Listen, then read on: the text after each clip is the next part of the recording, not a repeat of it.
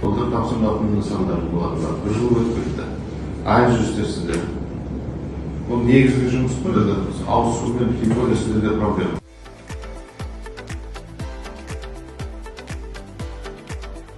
Облыс тұрғындары қатысып, 19.841 ағаш отырғызылды, 462 діни ғимараттардың қасбеттері сырланды. Сонымен қатар осы жұмыстарға 498 техника тартылып, 135 тонна қоқыс шығарылды.